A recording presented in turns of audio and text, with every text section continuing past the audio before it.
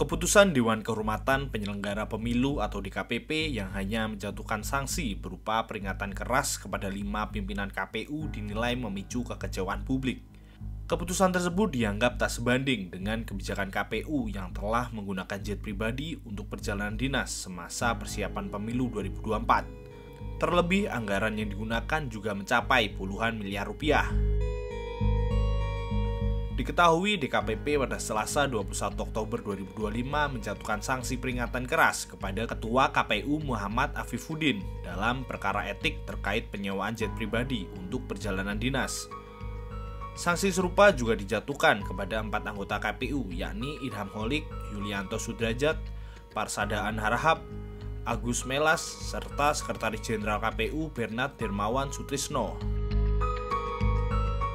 Menjatuhkan sanksi peringatan keras kepada Teradu 1 Muhammad Afifuddin selaku Ketua Merangkap Anggota Komisi Pemilihan Umum, Teradu 2 Idham Holik, Teradu 3 Yulianto Sudrajat, Teradu 4 Parsadaan Harahap, Teradu 5 Agus Melas, masing-masing selaku anggota Komisi Pemilihan Umum terhitung sejak putusan ini dibacakan.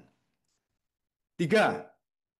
Menjatuhkan sanksi peringatan keras kepada Teradu 7 Bernard Dermawan Sutrisno selaku Sekretaris Jenderal Komisi Pemilihan Umum terhitung sejak putusan ini dibacakan.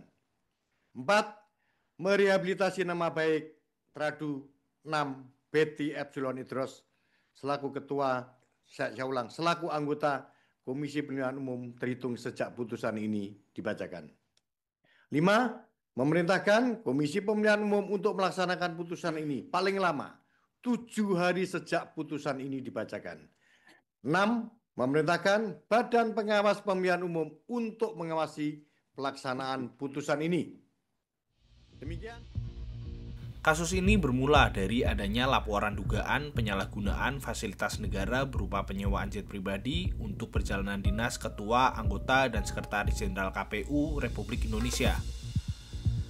Penggunaan fasilitas mewah ini terjadi selama periode sensitif persiapan pemilu 2024. Disebutkan pula bahwa pengadaan sewa kendaraan dilaksanakan dalam 2 tahap dengan total nilai kontrak 65,4 miliar rupiah. Namun biaya sewa jet pribadi yang dibayarkan kepada pihak swasta yakni PT Alfa 5 Cakrawala Indonesia sekitar 46 miliar rupiah. Meskipun KPU mengeklaim bahwa jet pribadi diperlukan untuk efisiensi perjalanan terutama ke daerah terluar atau sulit dijangkau, Koalisi Masyarakat Sipil atau TII justru menemukan anomali dalam rute perjalanan. TII melaporkan bahwa 60% rute penggunaan jet pribadi tersebut tidak menuju ke daerah terluar atau tertinggal, melainkan hanya 35% perjalanan yang ke daerah terluar dan 5% ke daerah tertinggal. Temuan rute yang dipertanyakan ini memperkuat dugaan bahwa penggunaan fasilitas premium didorong oleh kepentingan yang tidak murni dinas. Sementara itu, meski DKPP telah menjatuhkan peringatan keras, para pemohon dalam perkara etik itu merasa tidak puas.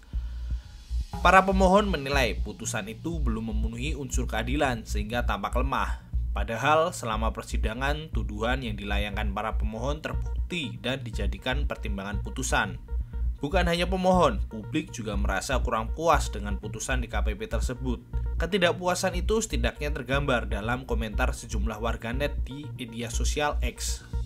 Setelah putusan yang dianggap mengecewakan ini, kini Koalisi Masyarakat Sipil menumpukan harapan pada KPK untuk melanjutkan proses penegakan hukum. Juru bicara KPK Budi Prasetyo menjelaskan, setiap laporan pengaduan masyarakat yang diterima KPK selanjutnya akan dilakukan verifikasi atas validitas, informasi, dan keterangan yang disampaikan pelapor. Laporan akan dianalisis untuk ditentukan apakah ada unsur-unsur pidana atau tidak. Kita nanti apakah KPK mampu menjawab kekecewaan publik.